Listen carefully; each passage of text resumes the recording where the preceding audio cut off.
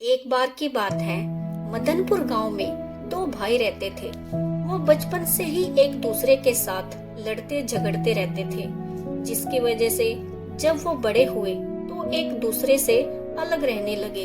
उनमें से छोटा भाई चंदन बहुत गरीब था।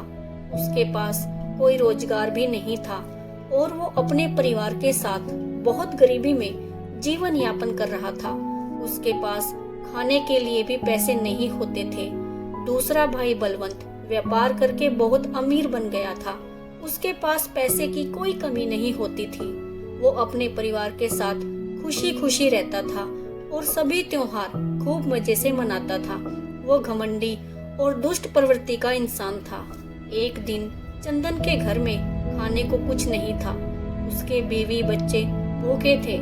उसने अपने बड़े भाई बलवंत से सहायता मांगने की सोची और वो उसके घर गया और उससे कुछ पैसे उधार मांगने लगा। लेकिन बलवंत ने कहा कि तुम्हारा तो यही काम है, तुम्हें तो बस मांग कर खाना आता है, मैं तुम्हें एक फूटी कौड़ी भी नहीं दूंगा। चंदन के विनती करने पर भी वह नहीं माना और उसे अपने घर से भगा दिया। जब चंदन दुखी होकर अपने घर जा रहा था तो रास्ते में चंदन को एक बूढ़ा इंसान दिखाई दिया जो एक लकड़ी के गट्ठर को उठाने की कोशिश कर रहा था। चंदन बहुत दयालु था, उससे देखा नहीं गया और उसने लकड़ी के गट्ठर को उस बूढ़े आदमी के घर तक पहुंचाने में मदद की। घर पहुंचकर बूढ़े आदमी ने चंदन को धन्यवाद कहा और उसकी उदासी जानने का कारण जानना चाहा। चंदन ने अपनी आर्थिक समस्या को बूढ़े आदमी के साथ साझा किया। बूढ़े आदमी ने कहा कि इसमें वो चंदन की मदद कर सकता है। बूढ़े आदमी ने चंदन को अपने घर से एक मीठी रोटी लाकर दी और चंदन को बोला कि इस जंगल को पार करके एक पहाड़ी है, तुम्हें पहाड़ी पर चढ़ते हुए कुछ सेब के पेड़ नजर आएंगे। सेब के पेड़ के बाद एक छोटा सा घर है जिसमें 3 बोने रहते हैं। तुम्हें उन्हें ये रोटी देकर पत्थर की एक चक्की मांगनी है। वो एक जादुई चक्की है जिससे तुम्हारी गरीबी दूर हो जाएगी। ये सुनकर चंदन खुश हुआ और उसने वैसा ही किया जैसा बूढ़े आदमी ने करने को कहा था। वो मीठी रोटी लेकर जंगल पार करके पहाड़ी पर पहुंचा। पहाड़ी पर कुछ ऊपर चढ़ने पर उसे सेब के पेड़ नजर आने लगे।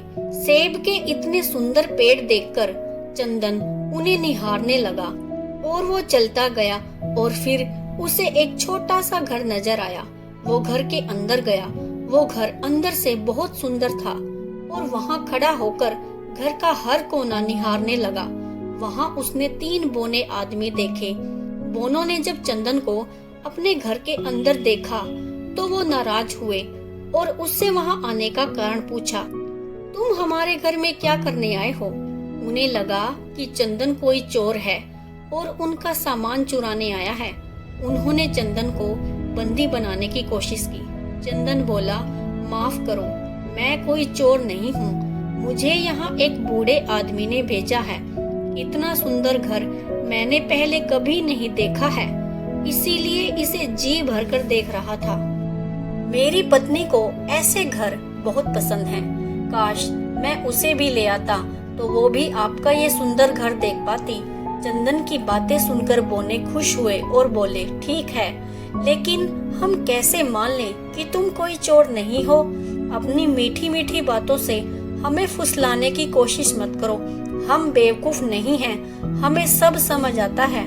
लेकिन चंदन ने बोनों को मीठी रोटी दिखाई तो वो बहुत खुश हुए। बोनों को मीठी रोटी बहुत पसंद थी।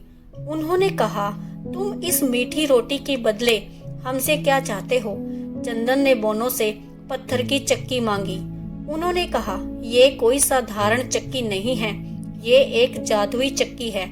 जब भी तुम्हें कोई खाने का सामान चाहिए होगा तो तुम्हें इस चक्की को चलाना है और वो वस्तु मांगनी है जिससे चक्की में से वो खाने की वस्तु निकलने लगेगी।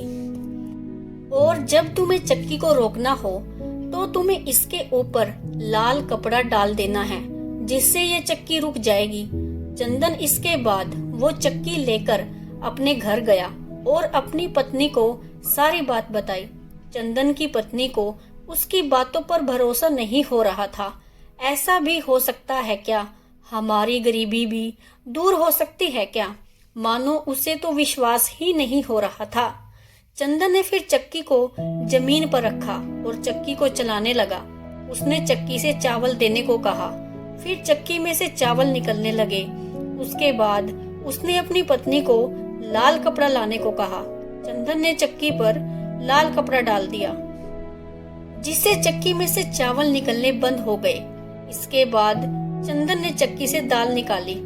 इससे चंदन का परिवार बहुत खुश हुआ और उन्होंने भर पेट खाना खाया। इसके बाद चंदन चक्की में से अनाज निकालकर बाजार में बेचने लगा और वो थोड़े ही समय में अमीर बन गया। अब उसके घर में वो सारी चीजें थी जो उसके बड़े भाई बलवंत के पास थी। बलवंत कई दिनों से सोच रहा था कि चंदन अब उससे कुछ मांगने क्यों नहीं आता। तब उसने गांव वालों की बातें सुनी कि चंदन भैया बहुत अच्छे हैं। इतनी धन संपत्ति होने के बाद भी उन्हें किसी तरह का कोई घमंड नहीं है। वो सबकी मदद करते हैं। चंदन ने अपने बड़े भाई बलवंत से भी बड़ा घर बना लिया था। जब बलवंत को ये बात पता चली तो उसने चंदन के थोड़े ही समय में अमीर होने का कारण जानना चाहा। वो एक दिन चुपके से उसके घर में घुस गया और वहाँ उसे जादुई चक्की के बारे में पता चला। अच्छा, तो ये राज है चंदन के अमीर होने का। क्यों ना मैं ये जादुई चक्की ही चुरा लूं, तब मैं और भी अमीर बन जाऊंगा। उसने वो जादुई चक्की चुरा ली और अपने परिवार के साथ गांव छोड़कर शहर की तरफ भागने लगा। गांव को पार करने के लिए एक नदी से गुजरना पड़ता था। बलवंत ने एक नाव ली और नदी पार करने लगा। बीच नाव में उसे चक्की चलाने की सूझी।